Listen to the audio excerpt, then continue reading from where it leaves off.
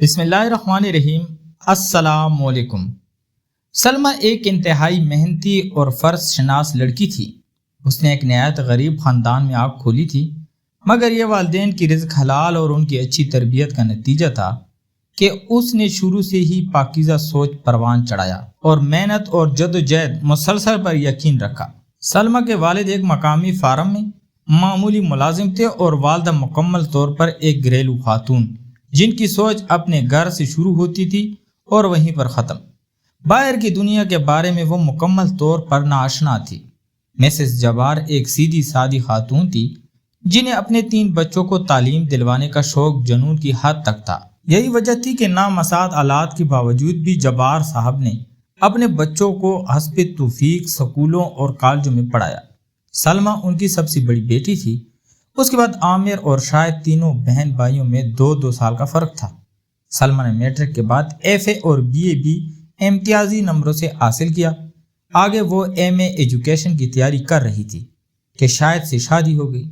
شاہد بنیادی طور پر ایک شریف اور مہذب انسان تھا۔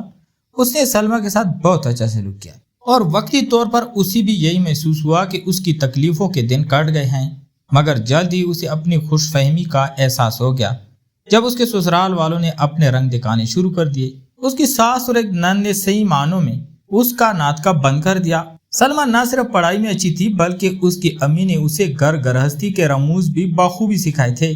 خانہ داری، سلائی کڑھائی، سلیقہ غرض ہر شعبے میں وہ طاق تھی، مگر اس کے یہ اسلوب ساس، نند اور حتیٰ کہ دیوروں کو بھی قطعاً نظر نہ آتے تھے، بلکہ وہ وقتاً فوقتاً اسے بد سلیقہ، جاہل، گوارا اور غریب جیسی القابات سے نوازا جاتا تھا۔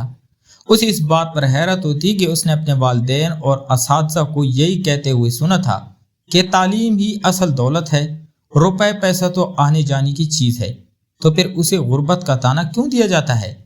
آہستہ آہستہ اسے بات کا احساس ہونا شروع ہوا کہ اس معاشرے میں زندہ رہنے کے لیے دولت کی اہمیت بھی اپنی جگہ مسلم ہے، لیکن یہ اس کے والدین کی پاکیزہ تربیت اور رزق حلال کا نتیجہ تھا کہ دولت کے حصول کے لیے اس نے کبھی بھی غلط راستے کے بارے میں نہیں سوچا تھا۔ قدرت نے بھی اسے اپنی حالت کو بہتر بنانے میں مدد دی۔ سچ کہتے ہیں کہ نیت نیک ہو اور انسان کا عزم سچا ہو تو اللہ تعالیٰ غیب سے ایسی امداد مہیا کرتے ہیں جہاں سے اسے گمان بھی نہیں ہوتا۔ ایک دن سلمہ کے ایک پرانی سہیلی اسے ملنے آئی۔ اس کی حالت دیکھ کر اور خاص طور پر اس کے سسرال والوں کو رویہ دیکھ کر اسے بہت افسوس ہوا۔ سلمہ بھی اس سے سچ کو چھپانا پائی اور اس نے روتی ہوئے اپنی تمام داستان غم اسے سنا ڈالی۔ رضیہ اس کی ہمدرد سہیلی تھی۔ اس نے مشورہ دیا کہ وہ علامہ اقبال اوپن یونیورسٹی کی فاصلاتی تعلیم کی سہولت سے فائدہ اٹھائے اور اپنا ایم اے مکمل کرے۔ اس طرح وہ گھریلو کام بھی کر سکے گی اور اپنی تعلیم بھی بڑھا لے گی۔ چنانچہ اس نے کچھ بچت کر کے اور اپنے شوہر کی رضامندی سے وہاں اپلائی کر دیا۔ ساس کو پتہ چلا تو اس نے آسمان سر پر اٹھا لیا کہ اب گھر کا کام کون کرے گا، گھر کی ذمہ داری کون اٹھائے گا؟ تو شاہد نے انہیں سمجھایا کہ اس نظام میں سلمہ کا یونیورسٹی جانا ضروری نہیں، اس لیے وہ گھر کے کاموں کو بھی سر انجام دیتی رہے گی۔ سلمہ سلائی کڑھائی میں تو ماہر تھی ہی، اللہ نے اس کو ایک اور طریقے سے بھی مدد فرمائی۔ وہ کچھ اس طرح کہ اس کے گھر کے قریب ہی ایک بوتیک شروع ہوا اور اس کی مالکن کو کپڑوں کی سلائی کرنے والی کچھ ماہر خواتین کی ضرورت تھی۔ سلمہ کو پتہ چلا تو اس نے خاتون سے بات کر کے کام کا آرڈر لے لیا۔ گھر کی سلائی مشین پر اس نے موٹر لگوا لی اور ساتھ ہی اس کی اچھی تعلیم اور ریکارڈ کی وجہ سے قریبی پوش علاقے کے کچھ بچوں نے اس سے ٹیوشن لینی شروع کر دی۔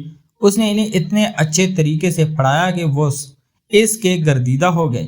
جب اس کی ساس اور دیوروں نے دیکھا کہ وہ گھریلو کام کرنے کے ساتھ پیسے بھی کما رہی ہے تو انہوں نے سختی بھی کچھ کم کر دی۔ وہ لالچی لوگ تھے۔ شاہد کے علاوہ دونوں دیور پڑھائی میں بالکل پیدل تھے۔ سلمہ نے ان کو پڑھانے کی بہت کوشش کی مگر وہ بگڑ چکے تھے۔ اس طرح اس کی نند بھی میٹرک کر کے گھر میں فارغ تھی اور اسے سارا دن تیار ہو کر ٹی وی دیکھنے کے علاوہ اور بابی کی شکایتیں لگانے کے علاوہ کوئی کام نہ ہوتا تھا۔ سلمہ کی ماں جب یہ ساری صورتحال دیکھتی تو اسے بہت رنجو تھا، مگر پھر شاہد کی شرافت اور اس کی حسن و سلوک کی دیکھتے ہوئے اسے کسی حد تک صبر آ جاتا اور وہ اپنی بیٹی کے اچھے نصیبے کو دعائیں کرتی ہوئی چلی جاتی۔ شادی کو 2 سال گزر گئے۔ سلمیٰ کو گود ابھی تک خالی تھی اور اس کی ساس کے چلائے ہوئے نشتروں میں اس کے بانچ ہونے کے تانوں کا اضافہ بھی ہو چکا تھا۔ اسی دوران اس کا ایم میں بہت اچھے نمبروں سے پاس ہو گیا تھا اور اس نے اسپیشلائزیشن کے لیے آگے اپلائی کر دیا۔ شاہد کی بھی پروموشن ہو گئی، سلائی اور ٹیوشن کا کام بہت بڑھ گیا تھا۔ مگر سلمیٰ کو جیسے اللہ نے آہنی حوصلہ دیا تھا، وہ چپ چاپ اپنے سسرال والوں کی مظالم برداشت کرتی اور اپنی ساری کمائی ان کے حوالے کر دیتی۔ شاہد یہ سب کچھ دیکھتا، مگر ماں، بہن اور بھائیوں کے آگے بولنے کی ہمت اس میں نہ تھی۔ گھر کا بوجھ کم کرنے کے لیے اس نے بھی شام کو ایک فیکٹری میں جانا شروع کر دیا تھا۔ اسی دوران حکومت کی طرف سے اسکولوں کے پرنسپل اور سینئر اساتذہ کی خالی نشستوں کا اشتہار اخبار میں چھپا۔ تجربہ نہ ہونے کی وجہ سے سلمیٰ پرنسپل کی سیٹ کے لیے تو اپلائی نہ کر سکی، مگر اس نے سینئر ٹیچر کی پوسٹ کے لیے فارم جمع کرا دیا۔ ساتھ ہی اس کا ایم فل بھی مکمل ہو رہا تھا۔ اسے منتخب ہونے کی نوید مل گئی، مگر اسے جو سیٹ ملی وہ سندھ پنو عقل میں تھی۔ اس نے اپنے شوہر سے بات کی اور شاہد نے کچھ تنگ و دو کے بعد اپنے گھر والوں کو آمادہ کر لیا۔ ان لوگوں کو محض پیسے سے غرض تھی، اس لیے کچھ پس و پیش کے بعد وہ مان گئے تھے۔ شاہد نے اپنے گھر والوں کے علم میں لائے بغیر اسی علاقے میں ٹرانسفر کی کوشش کی اور اپنے افسران بلا کی منت سماجت کرنے کے بعد اپنی ٹرانسفر کرانے میں کامیاب ہو گیا۔ خدا نے جیسے ان دونوں کو صبر اور اچھی نیت کا ثمر دیا، جیسے ہی وہ دونوں پنو عقل شفٹ ہوئے، سلمیٰ کی گود بھی ہری ہو گئی۔ 5 سالہ تجربہ مکمل ہونے پر اس نے پرنسپل کے لیے درخواست دی اور تحریری امتحان بھی پاس کیا۔ اچھے تعلیمی کیریئر اور شاندار ریکارڈ کو مد نظر رکھتے ہوئے انٹرویو پینل کے اراکین نے کامیاب امیدواروں میں اسے پہلے نمبر پر منتخب کیا۔ اس دوران اللہ نے اسے ایک بیٹے اور بیٹی سے بھی نواز دیا تھا۔ شاہد نے اپنی بہن کا رشتہ دفتر کے ایک عمر رسیدہ کلرک سے کرا دیا اور اپنے بھائیوں کو قرضہ لے کر باہر بھجوا دیا۔